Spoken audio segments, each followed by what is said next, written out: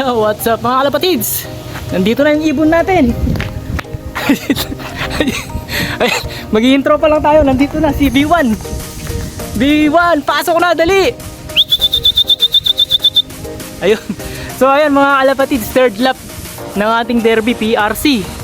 Yan, Bigan Ilocos Sur. At distance natin doon is 296. At heto, nandito na yung ibon natin. So sakto, mag-i-intro pa lang tayo. Ayan, sana wag na lang siya magtagal ng sobra dahil sayang yung minuto. Ito yung ibon natin. So abangan natin siya bumaba dito. At ayan nga yung third lap natin SFPC, and then second lap naman ng ating PRC or SFPC second lap, and PRCG is third lap. So parehas bigan yung ating release point.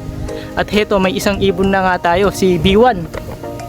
So sana wag siya magtagal mga kalapatid. So yung second lap natin nagtagal siya ng 12 minutes. So sana bumaba agad. Ayan si B1 natin nandun sa taas. So abangan na lang natin dito mga kalapatid. Sana bumaba agad. So pero tatawagin ko na at hindi ako makatiis, bibigyan ko ng patoka. Ayan, balikan ko kayo ulit mamaya mga kalapatids. So ayan, welcome back mga kalapatids. At na-clock na natin ang warrior natin. Pero kasama ang palad mga kalapatids, lags yung system natin. So merong technical problem yung ating club PRCG. So ayan, isinulat na natin yung kanyang lags at isesend natin sa ating coordinator. Pero ayan, nakakalculate ko na yung kanyang speed mga kalapatid. So tansya natin is nasa 1,150 plus yung speed ng ibon natin from Bigan to dito sa ating loop. So ayan, so heto yung ating ibon, hindi man siya ganong napagod. So maganda yung kondisyon ng ating si B1.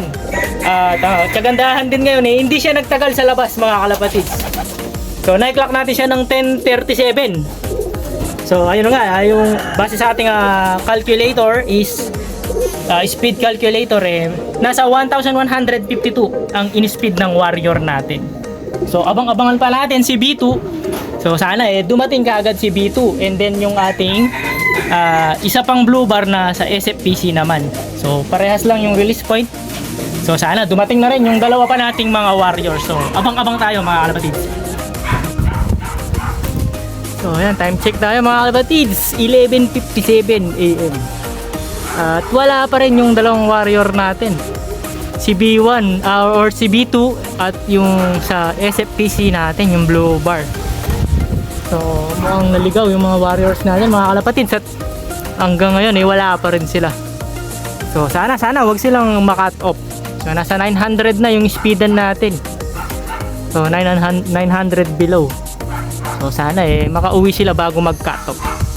So ayan, lagay ng panahon, medyo dumidilim-dilim yung langit at malakas yung hangin. So sana makauwi sa oras yung ating dalawa pang mga warriors. So welcome back mga kalapatids. Time check tayo, 3:38 PM. At wala pa rin yung dalawang warriors natin.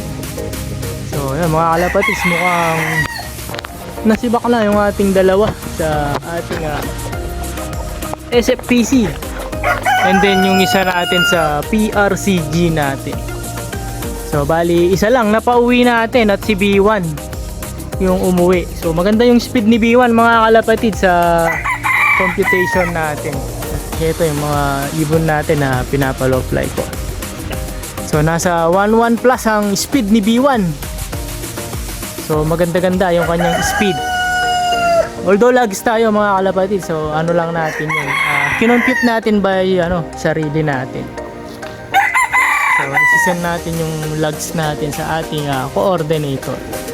So tuloy pa rin yung laban natin. So bali semi-final na sa next week sa ating PRCG, at live pa rin si B1 natin.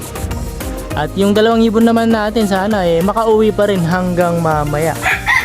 So sana bago dumilim makabalik yung dalawang warriors pa natin.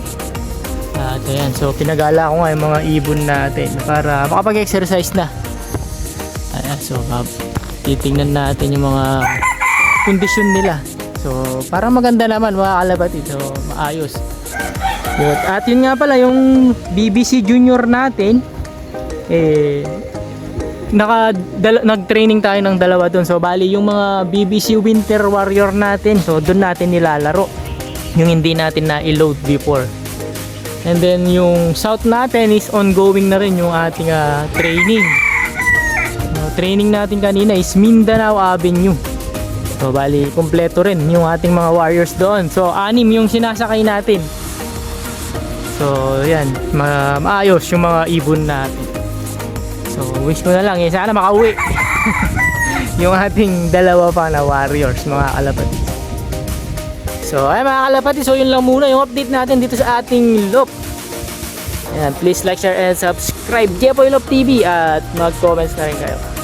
And good luck sa lahat ng may karera and congratulations mga kalapatid sa lahat ng nakapagpa-uwi na. And ingat lagi mga kalapatids. Bye-bye!